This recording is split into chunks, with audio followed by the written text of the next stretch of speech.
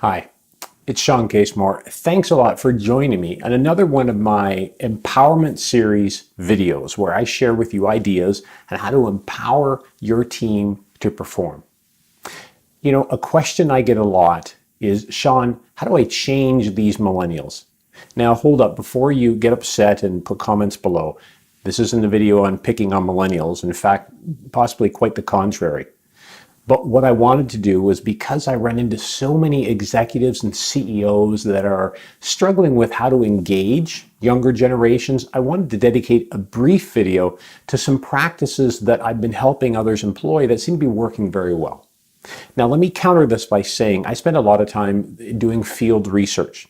I specifically speak to groups of millennials and as well as Generation Z, the next generation in high school, so I can better understand what drives them, what motivates them, how do they prefer to work and interact. So this isn't theory, this isn't based on a book, this is based on real life examples.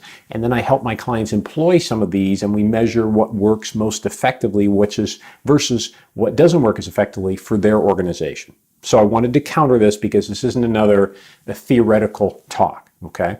So that said, here's the question I often get. Shawn, how do I train my millennials to fit within my organization and its current constraints? My initial answer is always the same. You can train anybody to do anything. But the problem is you have to assess, is this a skill situation where I need to train skills, or is this more of a fit? Let me put that into a different context. When you hire someone, my belief is, or maybe my bias is, that you can pretty much train anybody to do anything. Their level of effectiveness might differ, but you can train them in skill set, but you cannot train them in fit within the team. So I've always been a proponent of having the individuals who will be on the team with your potential hire of being part of the interview process. That said, back to our question, can I train millennials? Well, of course you can. But my question in return would be, do you want to train millennials? You see, we have to start considering different generational needs and how they affect the environment around us. Meaning, our customers are also, coming into the workforce and starting to become significant buying power. Therefore, what our millennials might bring in, their ideas, are going to be valuable to different demographics of our customers, if that makes sense, right? A millennial might appreciate online chat when they go to buy something.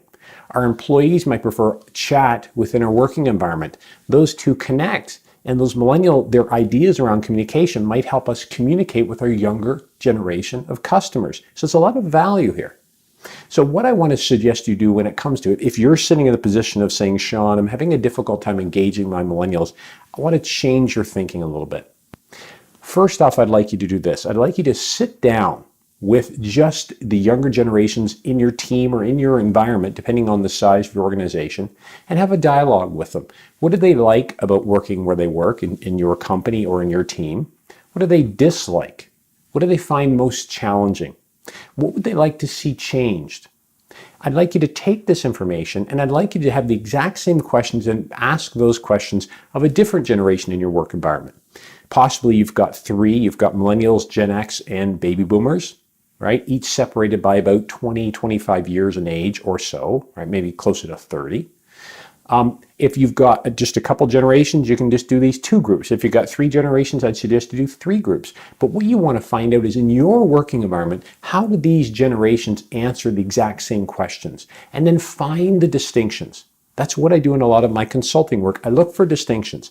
If one person has an issue, I don't consider that an issue, but if several people identify the same issue, that's a distinction. That's something we need to go after and find ways to improve upon or reduce the issue itself. So ask these different groups in your working environment what they appreciate, what they don't appreciate, what they like, what they don't like, relative to your working environment, and look for the common themes or these distinctions that stand out.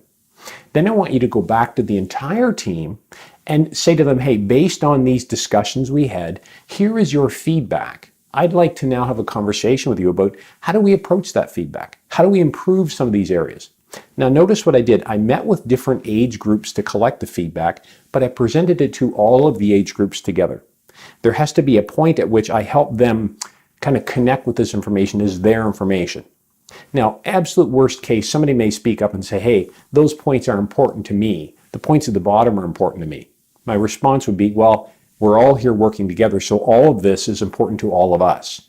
My intention is to work with all of you to help improve this, right? So you're going to have to work with them to help them connect with this information. But it's important you take it back to them and field questions from them as far as how do we overcome this? How do we improve this? You're going to find you'll go through a simple process where we eliminate some things, we agree on some things, and we identify some action plans. The good news is that's a starting point, okay? And what you're going to do then is take those action plans, engaging your people, and move forward with making improvements. Now, seems quite simple. Let's go back to the question, can I train my millennials? Do you need to train your millennials? Is it really necessary? I mean, think about it from their perspective. Millennials are coming into the working environment with more education and knowledge than ever before. They've had more freedoms through school than probably ever before. By freedoms, I mean more self-responsibility. They've been prompted through their educational process to collaborate effectively. There's no other generation that knows how to collaborate like the millennials, and that's even when they're using technology. You might not think they're collaborating, but they truly are.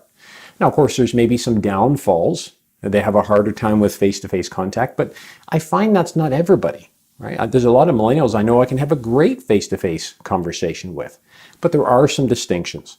So work with the generations to identify the distinctions, work with them collectively to identify how we can improve on these areas or these distinctions, and then initiate the action plans and go back and talk to them again. My point is this.